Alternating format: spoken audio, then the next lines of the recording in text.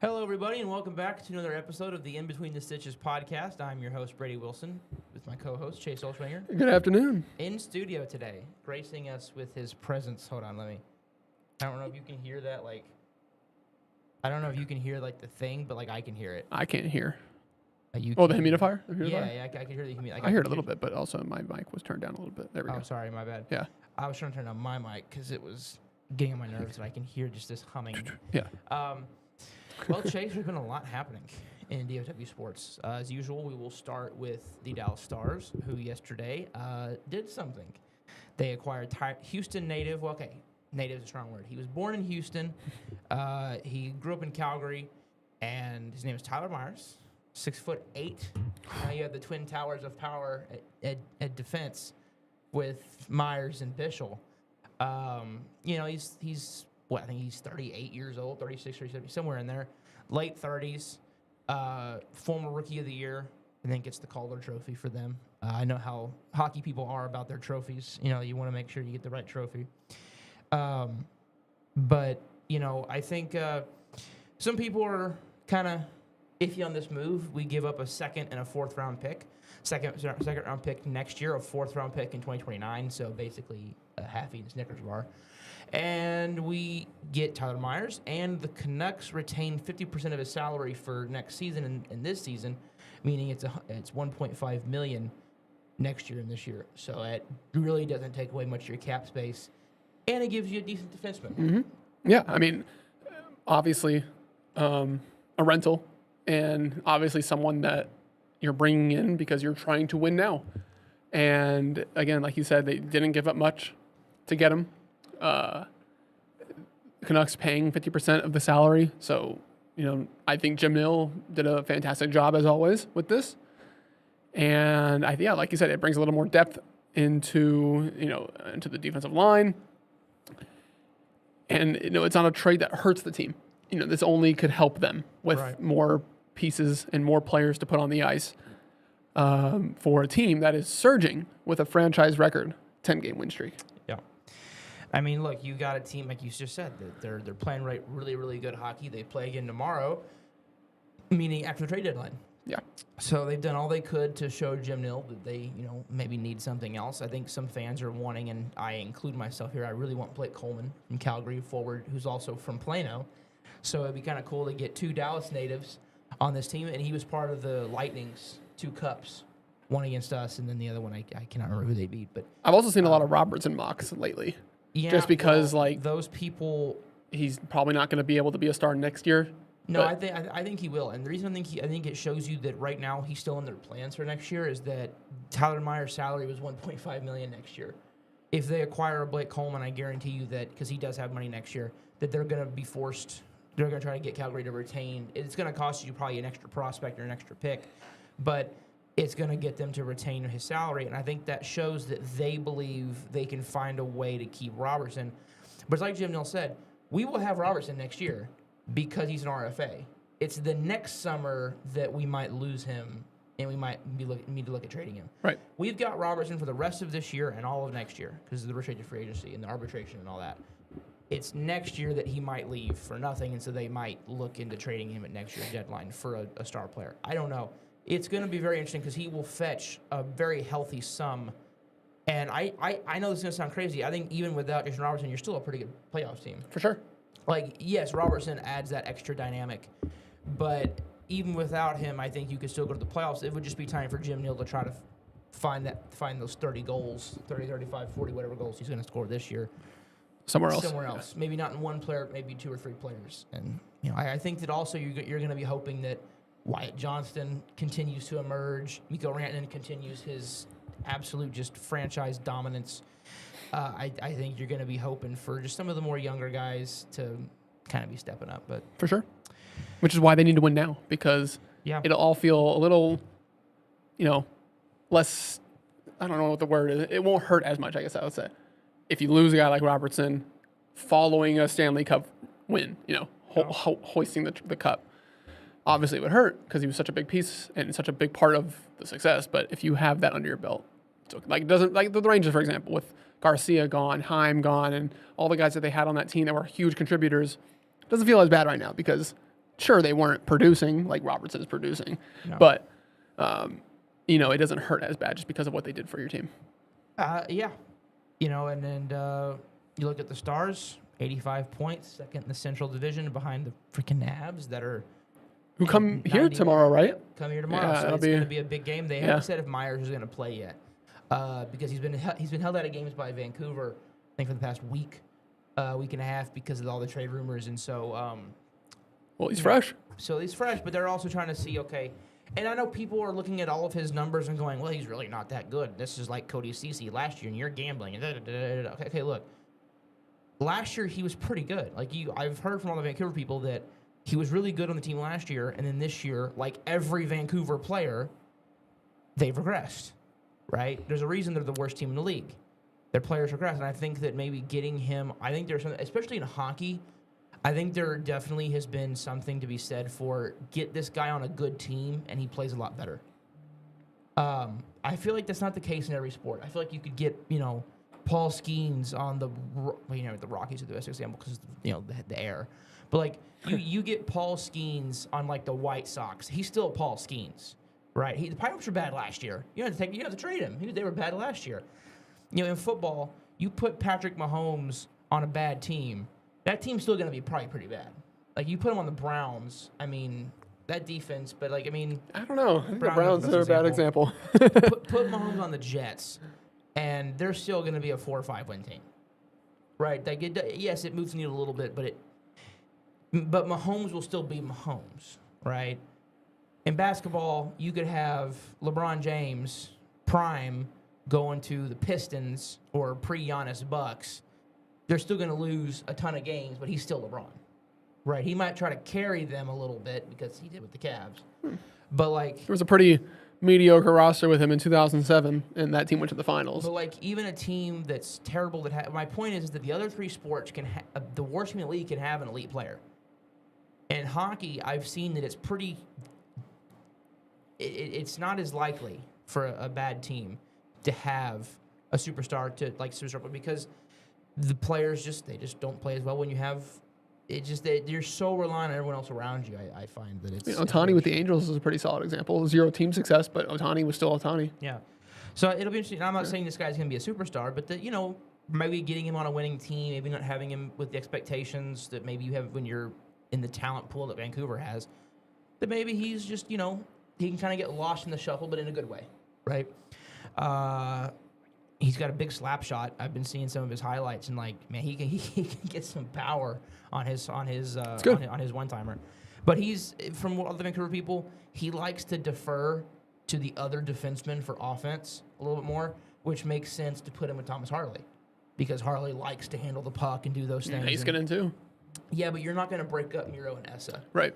I don't think you break up your best D pair, and I think you shuffle your bottom two, your other two pairs with Harley's going to be on it, Bischel's going to be on it, and I think it's, do you want to pair him with Bischel? I don't think you pair him with a guy like Nils. I like Nils, but I think that Lyubushkin either is going to try to be traded this offseason. They're not going to probably find a trade partner today or tomorrow, or at least by the time the deadline ends tomorrow. I think they're going to try to trade him in the offseason, like Dumba, where it's like, here, we'll send you a second-round pick to take him, please. I just don't know how if you want to have 2 6'8" guys on the defensive. I don't know how much that affects. I don't know how if that affects anything in hockey or not. But that's kind of where the thinking has come from. It's okay. Myers might benefit from being with a guy like Harley because Harley really he likes to handle the puck and play more offense. Myers likes to defer to those guys, and if you want to set him up for a one-timer, he can do that. But he's not going to be your primary. You've seen especially how the Stars run their offense. Usually they have a forward and one of their D-men that kind of handles the puck. Especially when Harley and Miro are out there. Yeah. They are kind of the point guard almost yeah. of the offense. They set guys up. They get it going. They're like the leadoff hitter, right? They get it started and they let the cleanup guys do their jobs. From what it sounds like, Myers is one of those guys that just likes to defer to somebody else, and he'll kind of be there. But he actually might be better as a guy to try to create traffic because he's so big. He can just kind of knife through defenses and maybe open up somebody else on the backside. But That's why there's a fit with Harley, but then I think there's also a really fun fit with Bischel where you have 2 6'7", 6'8" guys out there that are just mauling dudes. And it's like, man, hockey is not that big of a space. Try getting around those two guys with their wingspans, right? And how just large they are as players. It's kind of funny that I heard the Stars were rumored to be in on old friend Jamie Alexiak. And I think that this was, so it sounds like they were interested in a D-man that was a giant. He knows, Alexiak's they call him the Big Rig. So, right. He's definitely known for his size. So, I like this trade. I think you gave up a minimal amount of draft capital for a guy that has some decent upside. And I think his floor is pretty low. Like, Lyubushkin has not played well this year, especially for that salary. If he can just be better than him, we'll be fine. We're not asking him to come in. Like, people, I think we got spoiled last year with Mikko Rantanen and Mikael Granlund being your two big deadline. Don't expect those type of acquisitions. Blake Coleman might actually be in the Granlund type of conversation a little bit, but this is not a put him over the top move. This is a clean up the margins and try to just keep churning. We have a huge stretch of home games coming up, which is I'm actually thinking about going to one of the games next week because it's spring break. So everyone, maybe you're listening to this podcast on the beach. Maybe you're in Surprise, Arizona at the Rangers thing. But you look at the Stars, all next week through spring break, they have their next 6 games are all home games. Colorado, Chicago, Vegas, Edmonton, Detroit, and then Utah. And then it's not next Wednesday, but the next Wednesday they face Colorado in Colorado. And then they have 2 away, and then 2 more home, and then 4 away to end out March. And then they come back in April with 2 home, and then 3 more home, so 5, and then 2 away. Yeah, so they're home and a lot. Yep, which is good. We played pretty good in our own barn. Yeah. So, it has been for the most part. I like the trade. I think most people that kind of know hockey a little bit are liking the trade. Unless you're being contrarian about it. I think just people were expecting Jim Nill to do something a little bit bigger. But I think that he's really trying to shy away from any big money next year because Robertson complicates things. He complicates the cap and how much cap you're going to have to sign several different guys, and Robertson being one of them. Look, there's anybody that in Jim Nill, if there's anybody that we trust in DFW, think C. Wise burned up a lot of his goodwill. I think, the Mavs, obviously, and then Mavs and Jerry, what happened, usually happened there. I think Jim Nill is the one guy that we all can still point to and go, I trust that he is going to make the best decision. It's one of those, we know he's going to make the best decision for the franchise that he thinks. Every GM does that, I feel like, right? I'm making what I think is the best decision for the future of the franchise. It's just that he's right more than he's wrong, and so we trust his his eye. We trust his judgment. Totally agree. Well, Chase, I kind of took over that one a little bit. You have the floor for the Mavs. How are we doing? Is it same as always? Not bad. Unfortunately, they did win a couple games last week. But no, they're back to a 4-game losing streak, I believe, sitting at 21-40, which is good.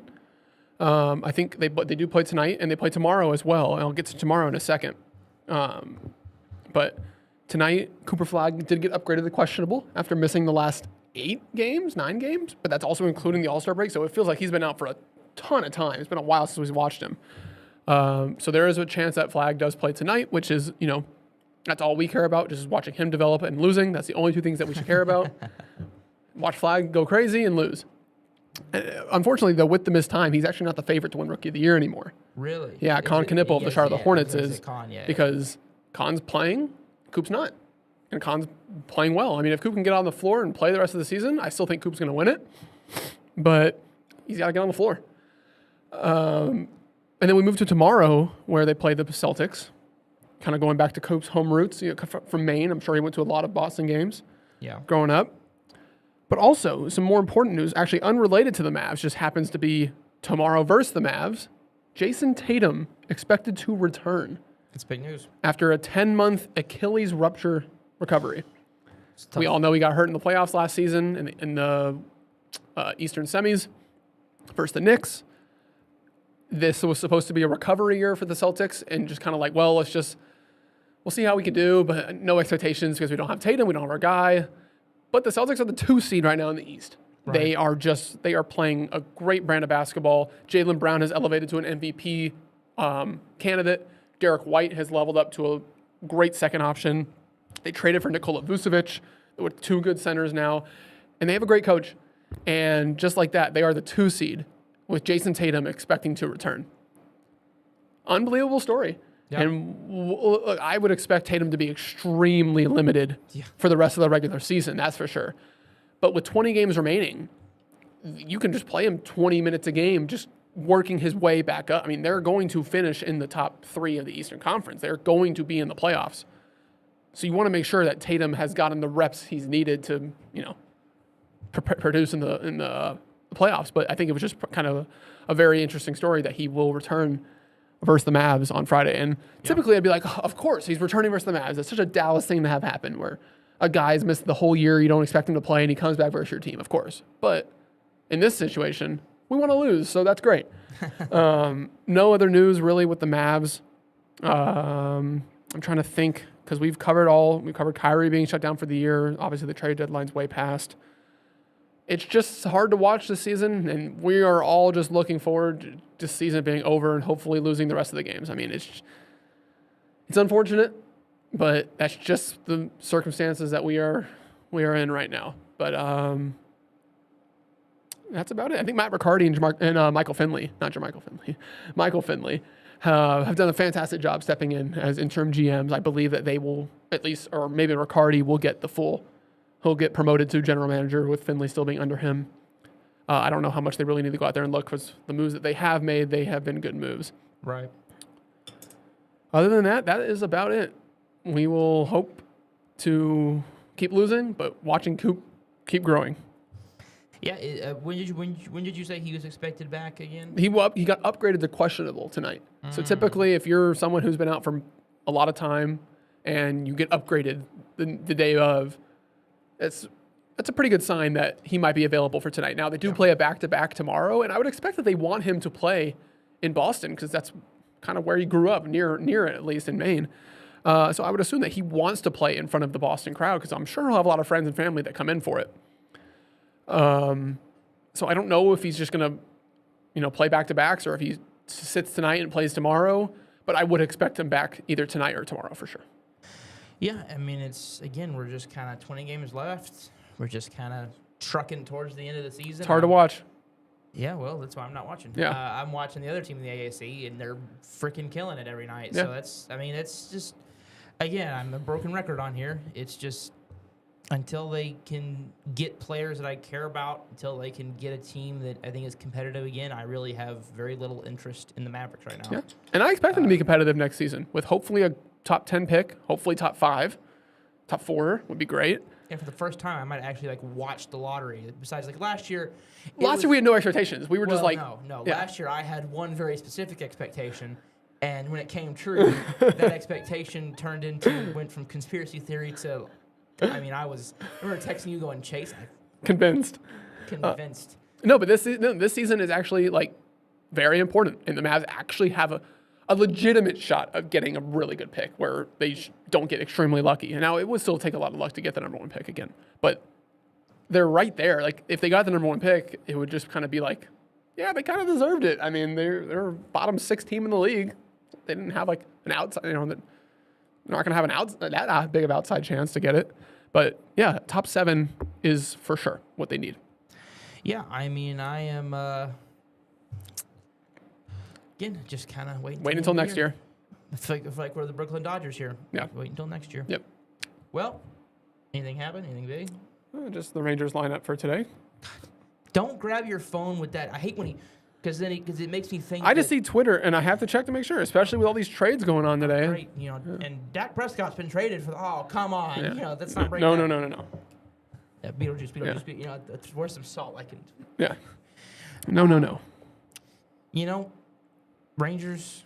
Again, people playing well, by the way. What? Playing well in spring Yeah, training. they are. But that's the thing is people Spring training. Oh my God! Why wasn't DeGrom playing? Why wasn't Zinger? Oh, this is Rocker's getting hit pretty hard by Brazil. Oh, guys, wait, are we serious? Like we do this every year, right? Where it's, oh, this guy is gonna make the team because he's like Cam Colley's not making the team. Oh, but how could I'm seeing this guy and I'm gonna have to block him on X because I'm just so tired of him. Oh, if they don't keep Colley, they're not serious about winning. He was in AA last year. What are we doing? No, we're not. He's hitting well in spring training.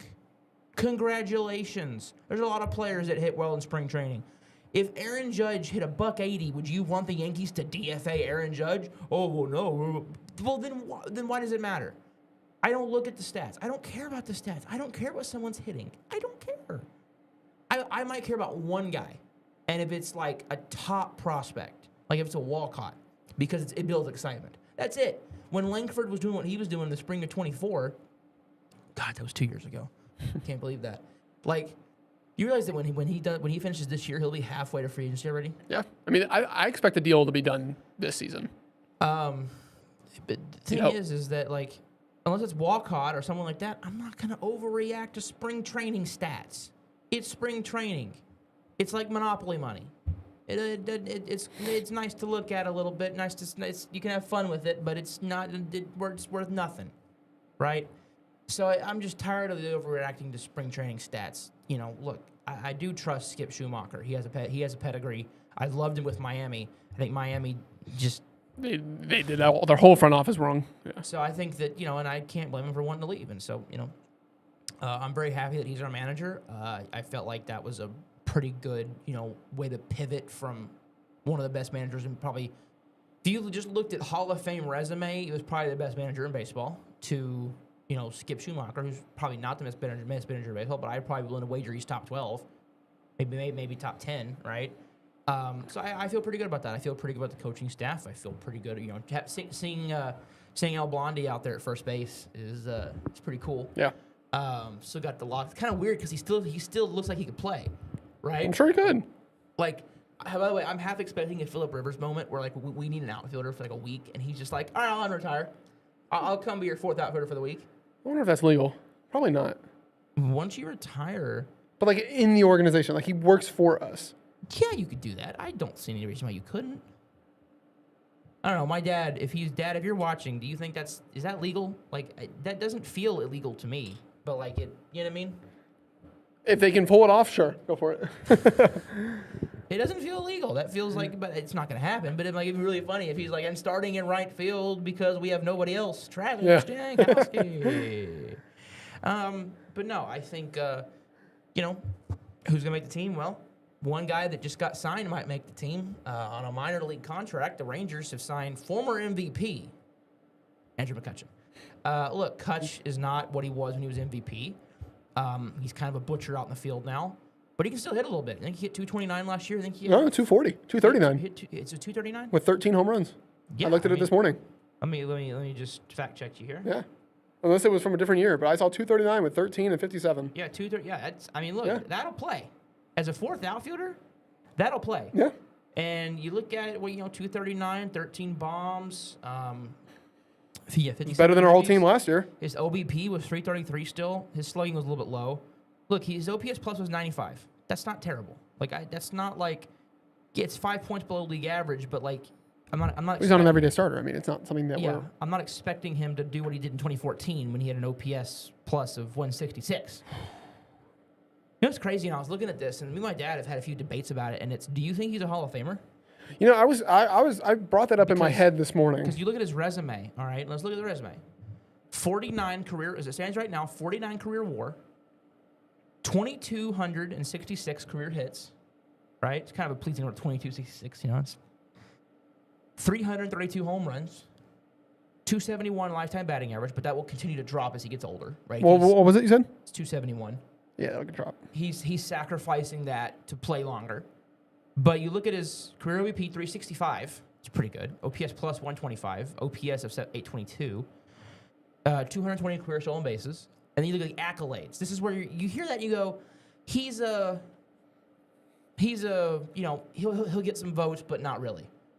He's an MVP. He's won a Gold Glove. He's a 4-time Silver Slugger. He's a 5-time All-Star. He's one of the nicest guys in baseball. He was a good fielder at one point, right? He just lost his range. If we could get him a World Series, there's definitely a legitimate argument, that's for sure. There is right now. I mean, like, how old is he? He's 39. He Yeah. might play, what, 1, maybe 2 more years? Yeah. I mean, he's gonna get 350 career home runs. The big one is gonna be, can he get to 2,500 hits? You said 2,200, you said? Yeah, he's 234 away. Okay, let me put it in context. 234 away. He had 114 last year. As an everyday player. Was he playing every day? In Pittsburgh, I expected. I would assume so. 135 games. Yeah, he's not playing 135 games here. So Probably not. it will be, if he gets 2,500 hits. I mean, that's about as close you get 3,000 as the modern day you could get. So I mean, I don't expect him to. it'll be very interesting to see. But hey, you know what? I hope he makes the team. There's your right-handed bat. I think he's competing with Mark Canha at this point for that right-handed bat bench, that kind of vet. I mean, they're the same player a little bit, not accolades-wise, but like where they are in their career right now. Right-handed bat, can play multiple positions. I think, Kutch is just not fit. I don't think he can play anything else. I think he can play anything else. Canha can play, I think, first base. But add some pop, good discipline, right? They're not going to swing in a lot. Still a good on-base percentage. So I'm in. I actually, didn't say this because I hate to say it like this, but it wasn't relevant enough to talk about. But, when he put out a thing a couple weeks ago, he was like, I'm still playing. And I remember just thinking, I'd like us to sign him. I think this was before Canha. Like, why not? Take a chance. He's a great player. He's a great locker room guy. You talk about chemistry. Give him a chance at a ring. And if you're out of it by July, Trade him to a contender. trade him to a contender. Yeah. Get a meaningless little prospect, but try to get him. And if Kutch gets a ring, couldn't happen to a nicer guy. Right. And I don't mean that in the sarcastic way. I mean that the real way. But I'm excited. Yeah. I'm excited for the season. Season starts here in a couple weeks. And Yeah, so- I'm looking forward to it. I think if everybody can stay healthy and we just get the players who had down years to have better years. Okay, for example, Jake Berger. Was it just that simple? Look, baseball is the most inconsistent sport in the world. You No, could be I'm just- great one year, you could be awful the next year. It's just, how do you bounce back? The year is done. Work on the simple things. The simplest of things can change so many Yeah. things when it comes to production. Like just the way you get the barrel of the bat on the ball. If you can swing half a second earlier, that can result in a single instead of a line out. You're just taking my talking points. Yeah, I'm just making.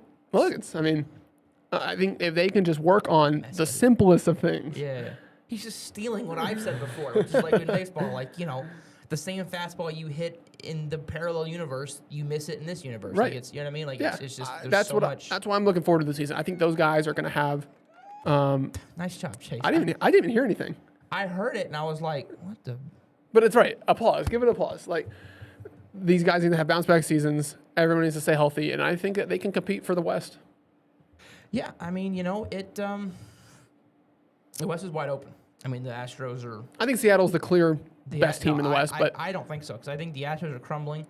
I think that the A's are on the rise. They have no pitching. I think the Angels are one of the weirdest teams in baseball.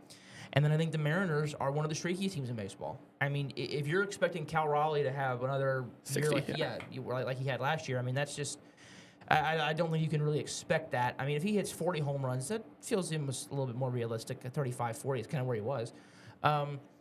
They're so streaky. And they have great pitching, but their hitting is so. If you were to swap Rangers, if you were to give us their pitching, we'd be the World Series favorite. we might have better pitching. Oh wait, no, I'm sorry. We're the same team. I'm so used to saying that we're good offense. Dude, I'm telling you, it was weird last year to see our team with a bad offense. I had never seen them with a bad offense. So Even bad. in the 100-loss season, It was so bad. we could hit. Yeah, Like Garcia had 30 home runs that year. Like we still had some hitters. it was so bad last year. Ugh. But I feel like we're in the same boat where our pitchings are just going to carry us, and our offense is just going to come down to who has a better offense. Yeah. That's why I think we're pretty even. I think our pitching is even, and I think the hitting is sure, they got J-Rod and they got Randy and they got all these players, right? And it's fantastic, but, they're streaky.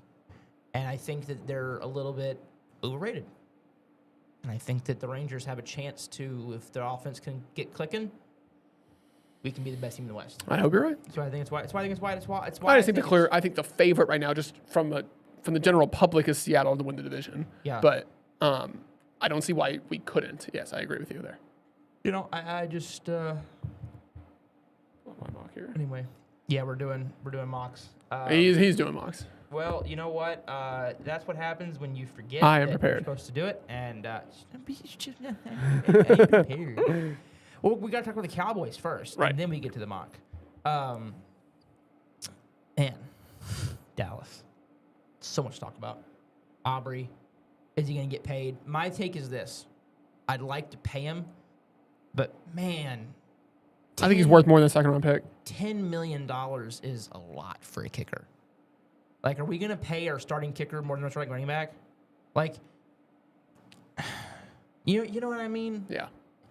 Are we going to have to start restructuring a kicker contract because we paid him so much, like, next year? Like, I don't know. Kicking is so weird. And he actually probably had his worst year last year. It's kind of funny. He didn't, like, he was still elite. He still ran Aubrey, but, like, he missed a few kicks that he probably should have made. I'm very content and let him play on the tender. And if a team wants to give you their second round pick for him, let him. Let him. Absolutely let him. Take that second round pick and run with it. Right? And find a kicker. Will it be as good as Aubrey? No. No. But, okay, let me put you a scenario. Let's say that who's I don't even know whose picks, whatever. Hold on. Let's say, I agree with you though. I mean, let's say it's a weird scenario. that you are a team in the second round. Okay. Right? You're a team in the second round. Oh, wow, that's crazy. You are... Bane fell. You are... Who is the team that needs a kicker? Texans? Texans don't need one. No, they have Chiefs Fairbairn. No. CC team here that needs a kicker? Ravens? Eh. They had a rookie. He had a rough ending, but Vikings? no, they have Reichard. He was the best kicker in the league. Was he? Yeah. Lions? No. Panthers? No. Packers? Probably. Okay, to the Packers. So the Packers go, we will sign Brandon Aubrey for pick 52, right? And I'm going to go ahead and give them Brandon Aubrey. I don't think, he's not I'll give him Brian Anger just for, purposes. All right, so I'm going to make no trades for Dallas. What? Won't let you force it. Oh, it did let me force it. I have 50. Okay. So now Oh, you do it 52. Okay. I'm going to go to draft a player, and I'll just take Ruben Bain here because he's here, right? And then I'm going to take C.J. Allen with the next pick. Right, so now you can pick 52. I know it's a little boring. Here are the players available. Gabe Jackas, edge from Illinois. Keontae Scott. Keontae Scott, the DB from Miami, right? So let me go with Keontae Scott. I don't think there's anyone here that's going to make me go. Kawhi Ramsey, maybe. Let's say that Keontae Scott, because of the flexibility, right? Would you rather have, who is more valuable to you think to your team? Keontae Scott or Brandon Aubrey? Well, we know what Aubrey is, so people are going to probably go, well, it's Aubrey, because we know him. Yes. But imagine if, it's a second round talent. The players you might have available in the second round, they might be more valuable to your team because they help out your defense, which needs help, right? So, and then you don't have to trade back at all. You can just take the two best players at 12 and 20, and you stay second round pick. So I am down for let's not do anything crazy. I would go up to 8, maybe 8.5. Be as high as I'd want to go. And if he wants more than that, let him. Put the second round tender on him and make a team give you their second round pick. And if one does, congratulations. Free second round pick without having to give up much. You traded Brandon Aubrey for a second round pick. That feels pretty fair for both teams, okay? If he does come back, you get Brandon Aubrey. Cool. Move on. Not an issue. Not something to worry about.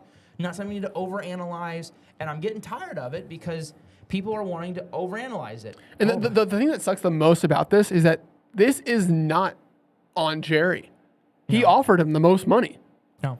He gave him the most money, but Aubrey and his agent did not. They want more. Yep. What is Jerry supposed to do? He's giving him the most money. That's completely fair, completely reasonable. You deserve to be the highest paid kicker, so here it is. Yep. Put the pen to paper. You're the highest paid kicker. I agree. This is not Jerry's fault.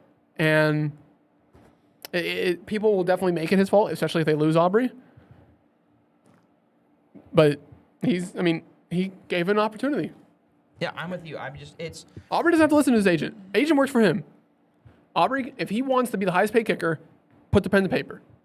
You're the highest paid kicker. You change your life and your family's life. You're a Dallas Cowboy. Like, bro, Simple as that. I tell you like this. You were on your couch. What was it, selling computer chips? Well, I mean, he was playing soccer, but Playing soccer. professionally, though. You were not playing football. Yeah. And then your wife says, you could do that. And you do it. Like, are we serious here? We're making you the highest paid kicker. And you want more? I can't even be mad at Jerry on that one. Yeah. Like, the fan base will turn on you because we're willing to make you the highest paid kicker. And you're saying, I don't care about that. I want to completely destroy the kicking market. Yeah. And I don't blame Jerry for going, no, No. we're going to bring you down a little bit.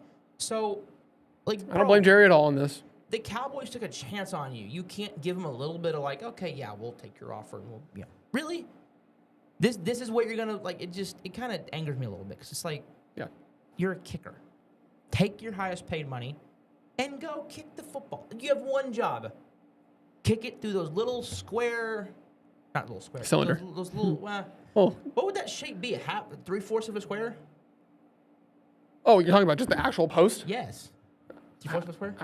I guess. Kick Sure. it through those little yellow poles. The poles themselves are cylinders, but That's all you have to do. That's all you have to do is go kick the football. And I'm not saying shut up and kick, but just go kick.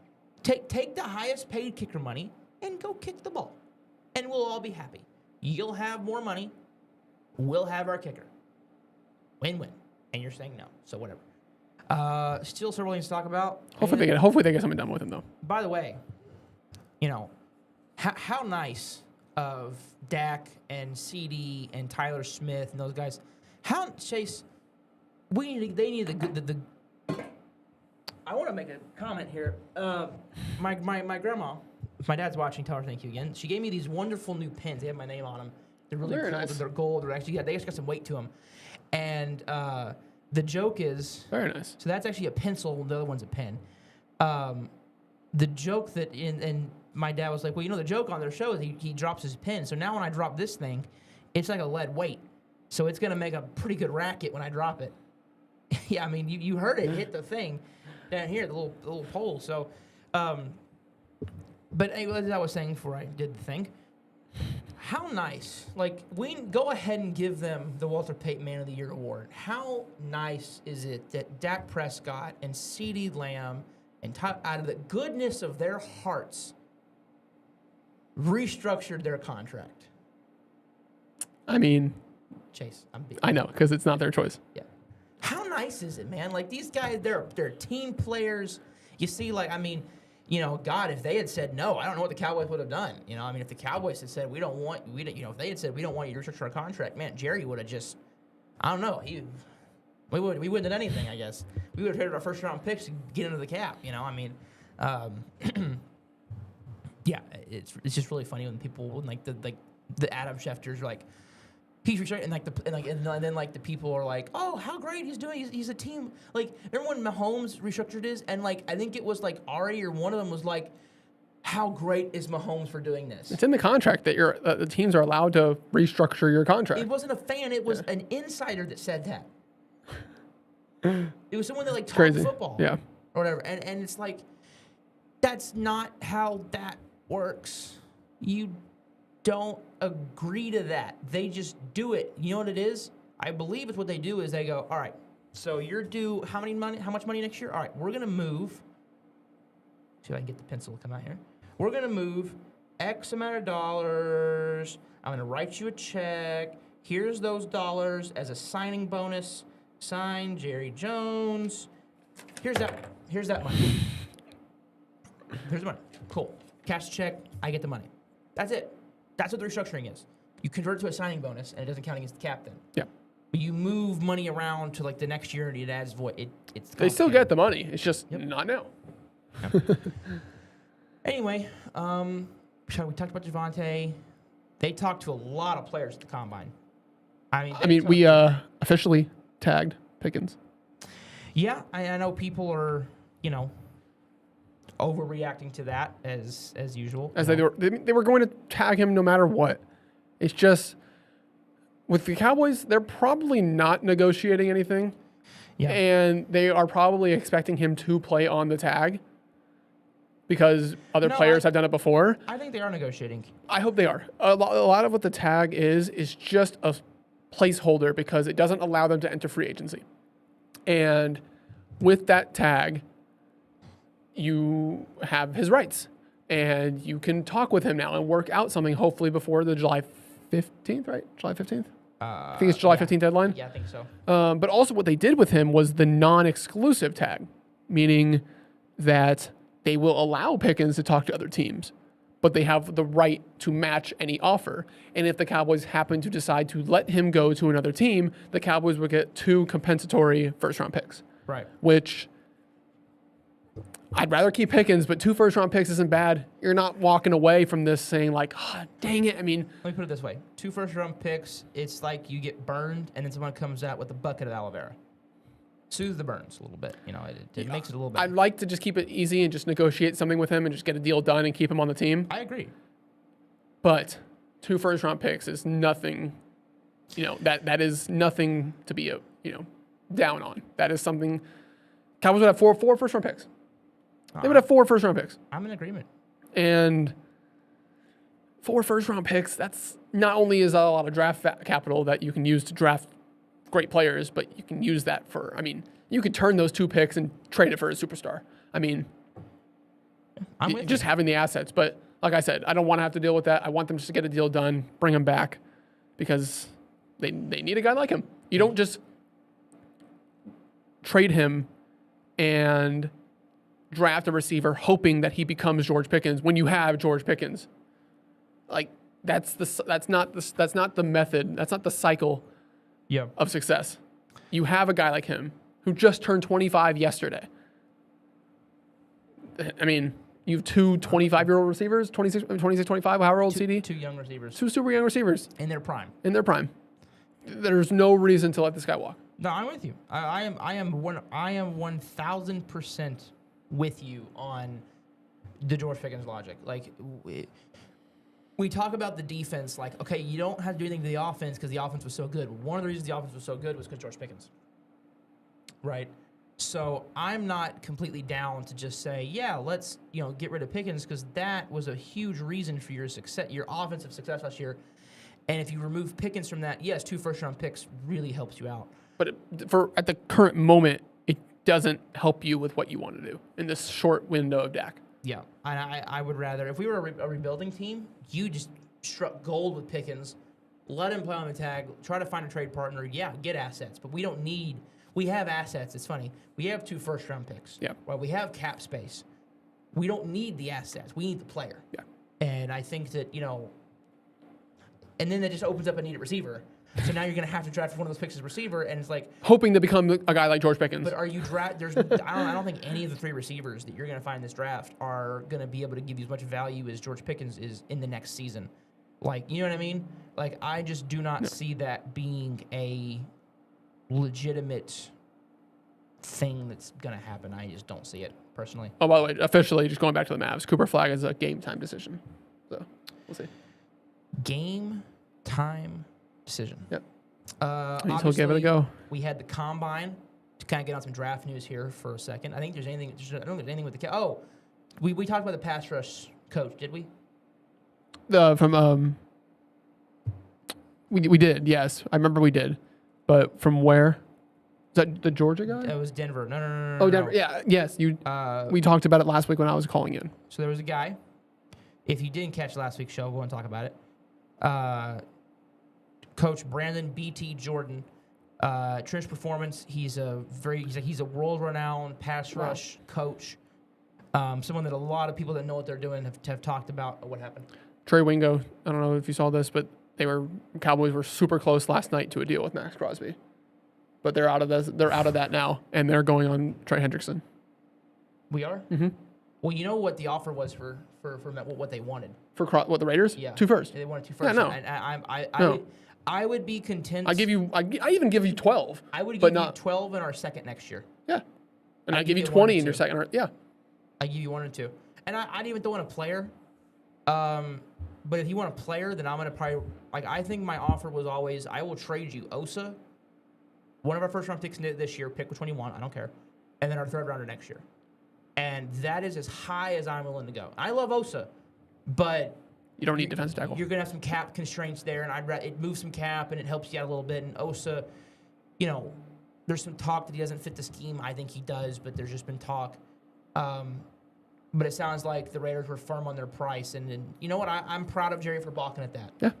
I'd love to have Max Crosby. That would have been really crazy. Yeah, the real was saying we almost had they were right there, reliable source too. Like they were about to get him last night.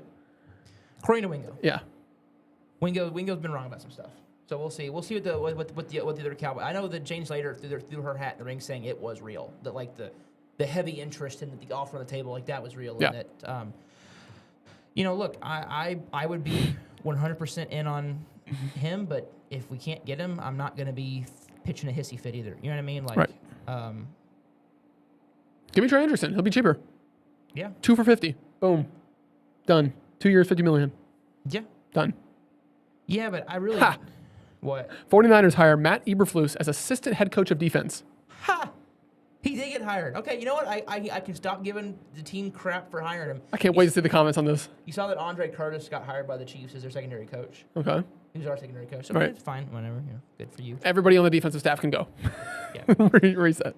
Good split. Let's see these comments. They should be civil. Are they good? Nasty tears, massive downgrade for the Niners, laughing emojis. GG's Niners. This is funny. This is funny. Hey man, Assistant though, so yeah. It's still pretty funny though. yeah. Like I'm still gonna laugh. I'm shocked that he got a position this year. I thought he would have to wait another year. But all right.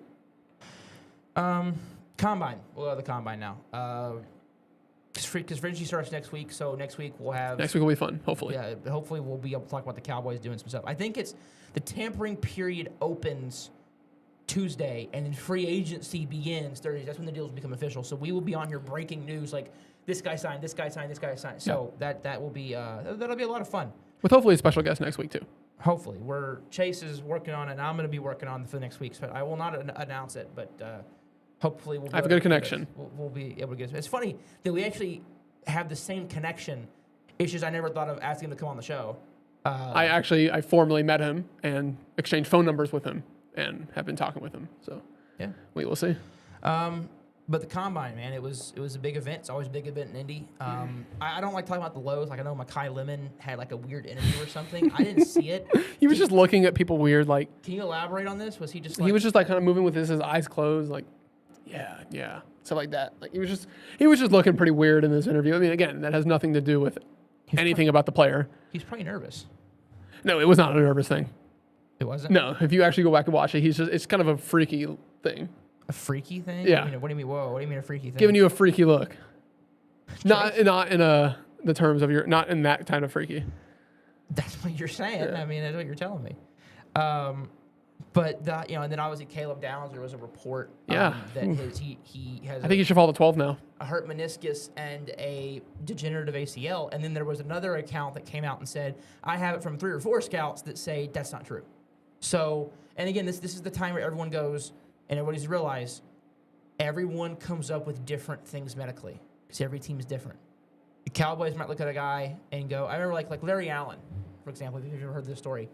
There were a lot of teams that actually thought he had a degenerative shoulder or whatever, that he had a really bad shoulder. And the Cowboys trainer checked him out and said, I think he's fine. And he never had surgery on that shoulder in his career. So like it happens like where a team will have a guy medically and say I think we can't draft him because our doctor says, and if your doctor says it, you can't draft him. You have to listen to your doctor. I think that, which is where I'm going with this. Like if the Cowboys, Jerry told his doctors, go evaluate him. If his doctors come back and say that he's all good, that's what you pay them. That's what you pay your doctors the big bucks for. You trust your doctors, and with that, you trust only your doctor, and they would draft him. I mean, sorry, I'm laughing because the Eberflus thing popped up on my phone, it's just it brings me so much joy to see a team that I don't like sign a guy that I really don't like, because then it just makes it oh so funny. It makes it oh so funny. You know what I mean? In Eberflus' defense as well, he did game plan for Micah this entire offseason.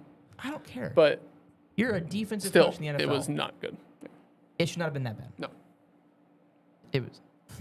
It was the fact that he campaigned for guys like, whoa, why did I just get really loud?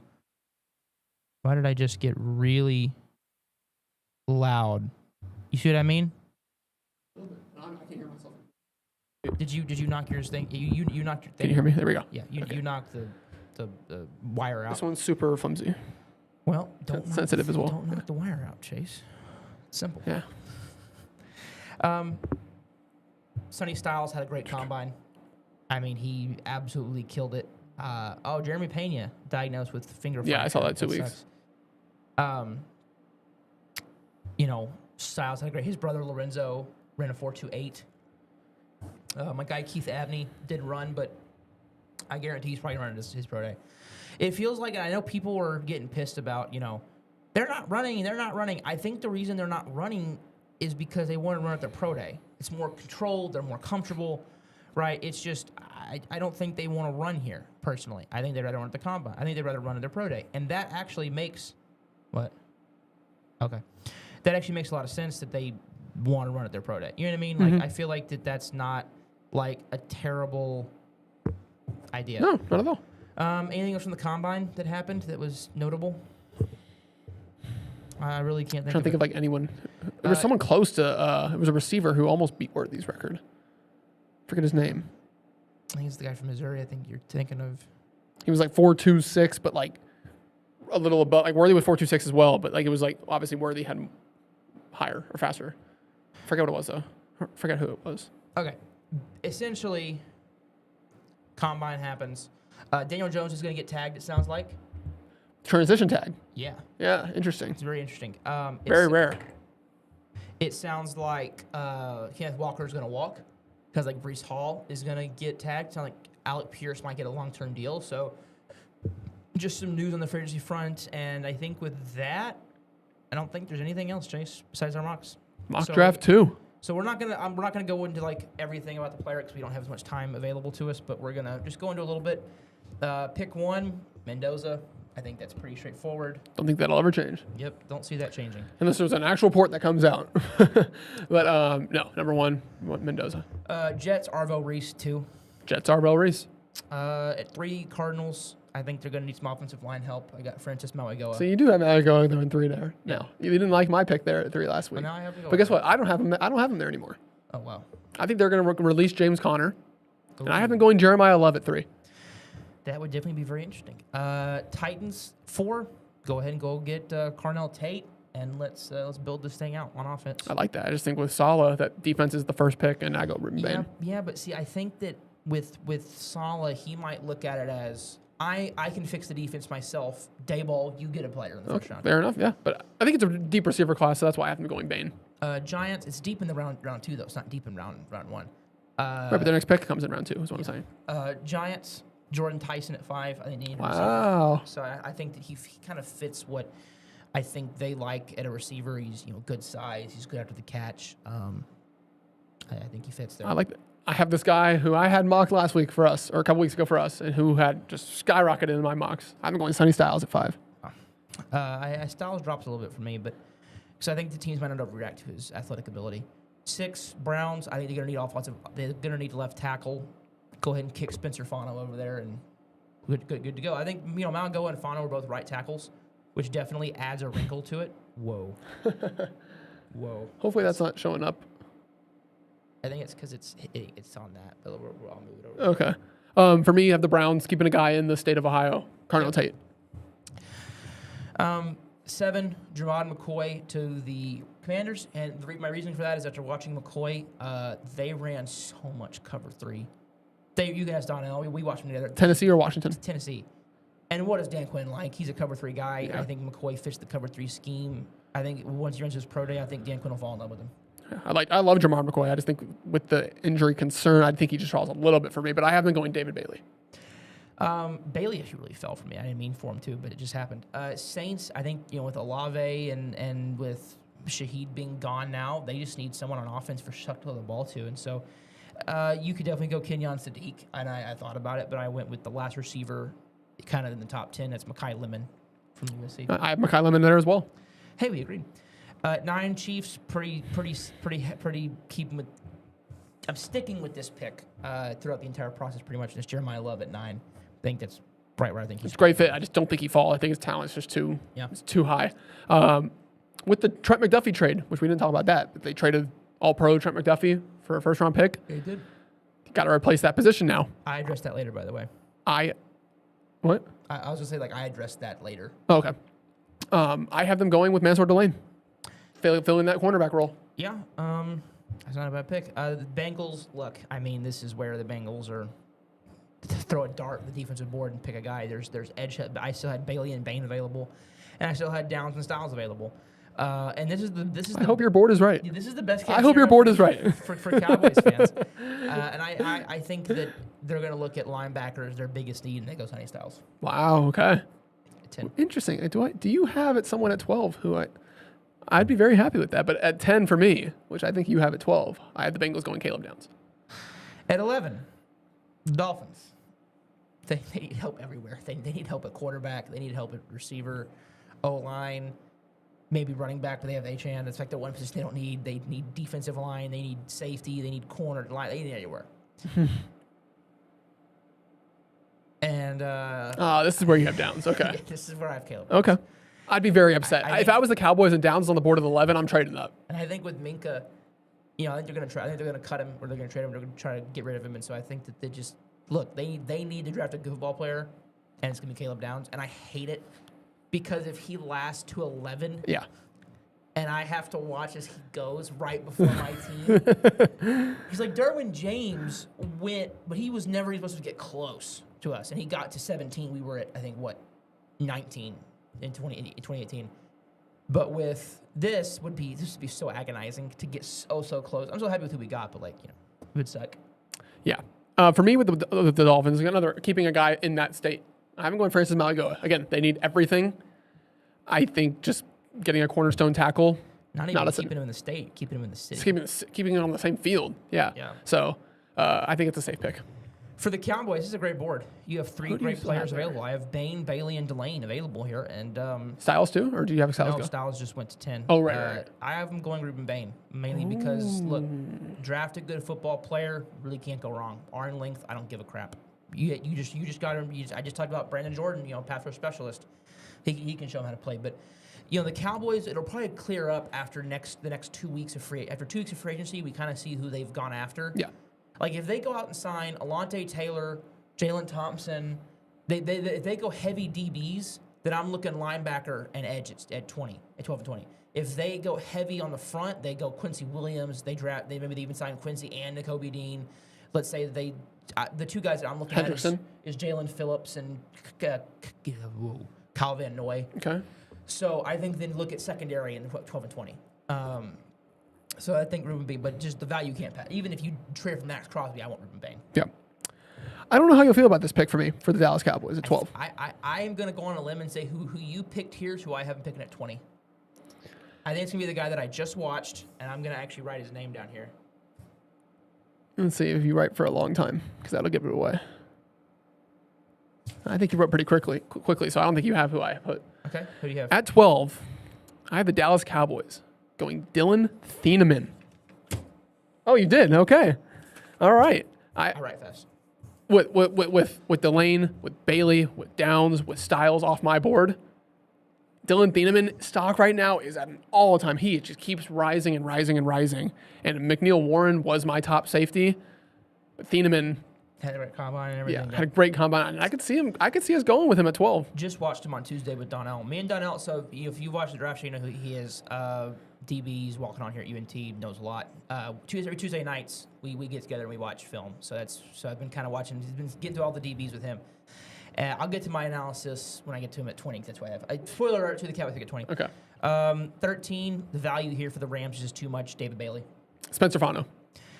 14, Ravens, they need help in the interior. I think Peter Woods can play everywhere from the 5 tech to the 1 tech. He's done that in college. I think he can do it in the NFL. I'm sticking with this for the Ravens because they need another receiver, especially not one who's 5'10". So I have them going Jordan Tyson here. Makes sense. 15, the Buccaneers, I think, feels like the first spot for this guy. It's Kenyon Sadiq. Like to feel like the first realistic. I am hoping he goes in the top 11 picks. I do too. Yeah, because it means that the Cowboys another. Again, if you're a Cowboys fan, you Many want as offensive many offensive players going in the top 11 as you can. Yep.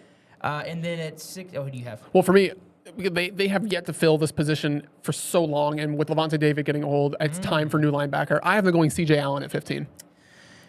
Jets. This guy's too good to pass up for them, and it's Mansour Delane. I think you could. Wow, he fell. I mean, you could just throw a dart anywhere, and he'll be there. Yeah. But, look, he's a great player. Same position, though. I got them going Jermon McCoy. 17, Lions have to prepare for Taylor Decker. He's returning this year, but he might retire. I have him going Monroe Freeling from Georgia. Good pick. I like that. And also, we didn't talk about Dave Montgomery traded to the Texans. Yeah, and Titus Howard traded to the Browns. Yeah. So some moves, some quiet moves, but some big moves. I feel like this is the last 2 or 3 years. There's been a lot of more trades pre-free agency than the year. Yeah, I mean nothing can get official yet, but it's official. Trades can. Trades can. I thought trades aren't 100% processed yet, though. So until the new league year, that may be. I think that's what it is. But for me, I have them going Akeem Mesidor. That'd be interesting. Boost that edge.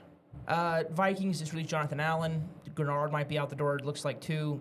I have him going Caleb Banks, big, 6'6", 327, 35-inch arms. I mean, he's just a mammoth of a human being, and he could play anywhere. I mean, Flores is going to like moving him around. He's so powerful, but he's just so inconsistent. So it's going to be getting the consistency. Harrison Smith out the door. This guy fits Brian Flores 100%. That's Emmanuel McNeil Warren.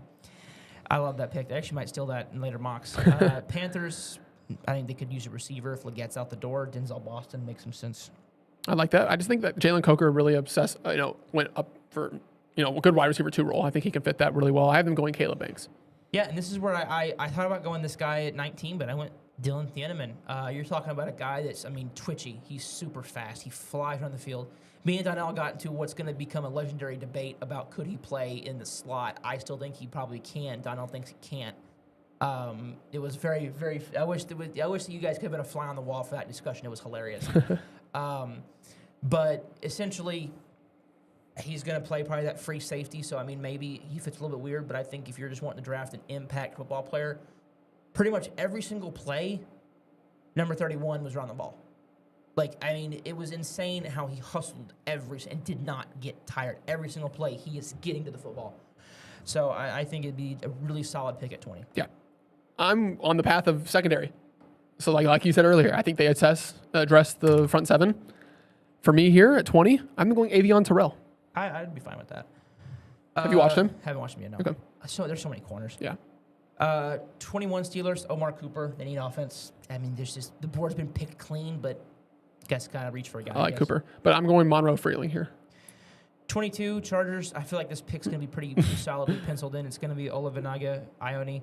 Yeah. From Penn State, the guard. They're probably Zion Johnson's gone in free agency. He's a guard. They're gonna need it. They obviously need O-line help. That's gonna be my pick every single time, unless I hear reports saying that he's gonna go earlier. But yeah, I own at 22. Eagles. There is a glaring Georgia Bulldog staring them at the face, and I have them going C.J. Allen to replace another Georgia Bulldog. They have to keep the quota up. So I've been going Keldrick Folk. I like C.J. He's not as fast as you might, as a Sonny Styles, but I think he's a better processor. 24. The Browns get a little fun, and I just saw today they had a meeting with him. There's been rumors that he could go in the top half of the draft. I have them walking to the podium and selecting quarterback out of Alabama, Ty Simpson, as this year's Jackson Dart.